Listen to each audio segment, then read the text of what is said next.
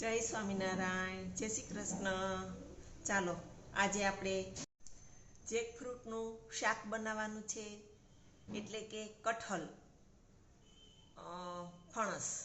હવે ફણસના કેટલા બધા ફાયદા છે એ હું તમને આ વિડીયોમાં શાકની રેસીપી તેમજ એના ફાયદા, કોને ખવાય કોને ન ખવાય, કેટલું ખવાય, એમાંથી શું શું પોષક તત્વો મળે છે એ બધું હું તમને કહીશ। તો ચાલો જોઈએ રેસીપી। જોવા માટે તમારે મારો વિડીયો સંપૂર્ણ જોજો અને તમને ગમતો હોય તો સેવ કરજો।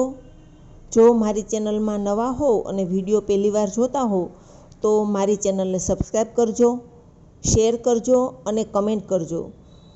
તમારી એક કમેન્ટ અમારો હોંસલો વધારે છે।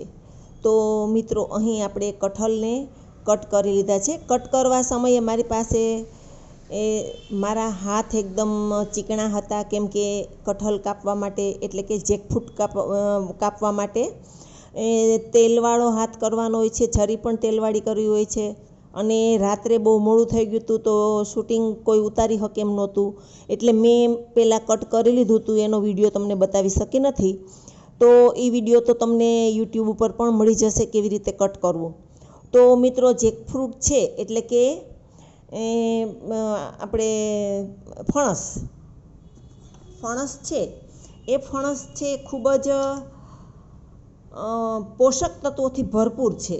તો 100 ગ્રામ ફણસમાં કાર્બોહાઈડ્રેટ્સ 23.2 ગ્રામ હોય છે, sodium 2 milligram, magnesium 2.9 milligram, potassium 4.48 milligram, calcium 24 milligram, vitamin C 13.7 milligram, fibre 1.5 ગ્રામ અને પ્રોટીન 1.72 ગ્રામ, સુગર 19.1 ગ્રામ અને કાર્બોહાઈડ્રેટ્સ 23.2 ગ્રામ। આ બધું 100 ગ્રામ ફણસનું માપ છે। હવે આ ફણસ છે એ માં શું પોષક તત્વ એ તો આપણે જાણી લીધું છે। તો હવે એ કેવી રીતે આપણા શરીરમાં કામ કરે છે, શું ઉપયોગી છે, તો કે પાચન સુધારે છે। ફણસને આપણે શાક તરીકે ખાઈએ કે પાકેલું ખાઈએ, પાચન સુધારે છે, કબજિયાતમાં રાહત આપે છે। કોઈને બહુ કબજિયાત હોય તો એનાથી થોડીક રાહત આપે છે।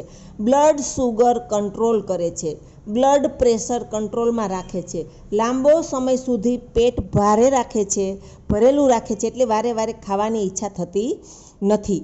તેમજ વજન ઘટાડવામાં ખૂબ જ ફાયદો કરે છે, ઇમ્યુનિટી પાવરમાં સપોર્ટ કરે છે, હાર્ટની હેલ્થ માટે ખૂબ જ ફાયદાકારક છે, તેમજ એન્ટીઓક્સિડન્ટ છે, એન્ટીઓક્સિડન્ટથી ભરપૂર છે।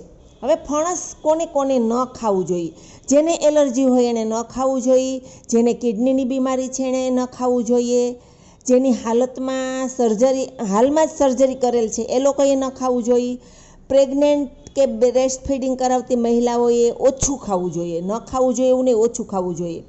જેને ડાયજેસ્ટિવ સિસ્ટમ છે એ થોડીક સમસ્યા છે એમાં, એ લોકોએ પણ થોડુંક ઓછું ખાવું જોઈએ।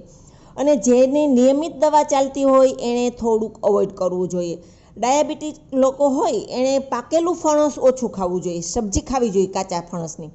હવે આ ફણસનું શાક કે પાકેલું ફણસ ખાઈએ ત્યાર પછી શું ન ખાવું, તો કે દૂધ કે ડેરી પ્રોડક્ટ ન ખાવી જોઈએ, ભીંડો ન ખાવો જોઈએ, રાજમા છોલે ન ખાવા જોઈએ, પપૈયું ન ખાવું જોઈએ, મધ ન ખાવું જોઈએ, મીઠા પાન ન ખાવા જોઈએ। શું કામે? તો કે આપણી ડાયજેસ્ટિવ સિસ્ટમ છે એ થોડીક એમાં થોડુંક અડચણ ઊભી કરે છે, ગેસ કબજિયાતની સમસ્યા ઊભી કરે છે। આ બધું એના પછી પણ ખાઈએ તો, કેમ કે ફણસ ઓલરેડી ભારે જ છે પચવામાં, એટલે ભારે વસ્તુ ન ખાવી। તો આ રહી આપણી ફણસ વિશેની માહિતી।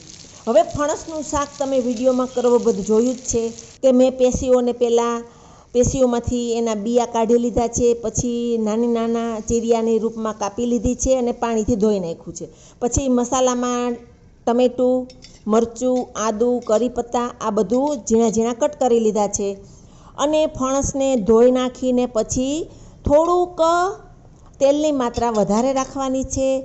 એમાં ખડા મસાલામાં તજપત્તા, તજપત્તા, રાઈ, જીરું, હિંગ આ બધું નાખીને વઘાર કરવાનો છે અને પછી કુકરને બંધ કરી દેવાનું છે અને કુકરમાં 2 થી 3 સીટી વાગવા દેવાની છે ધીમા તાપ ઉપર. આપણું યમ્મી ફણસનું શાક રેડી છે. તમે જોયું હશે વિડીયોની અંદર. મિત્રો, આ માહિતી તમને ગમતી હોય તો ફરીથી એકવાર કહું છું, લાઈક કરજો, શેર કરજો. જો મારી ચેનલને સબસ્ક્રાઈબ ન કરી હોય તો સબસ્ક્રાઈબ કરી લેજો. આવું સરસ મજાનું પોષક તત્વોથી ભરેલું આપણું ફણસનું શાક રેડી છે. તો તમે ઘરે જરૂરથી બનાવજો મહારાજના થાળમાં અને પરિવારને પ્રસાદી રૂપે યમ્મી શાક પીરસજો. ખૂબ જ હેલ્ધી છે, પૌષ્ટિક છે અને ચટપટું છે. ખૂબ મજા આવશે. અને ફણસનું શાક છે એ ખૂબ જ પોષક તત્વોથી ભરપૂર છે. તો આ યમ્મી શાક તમે રોટલી સાથે ખાઈ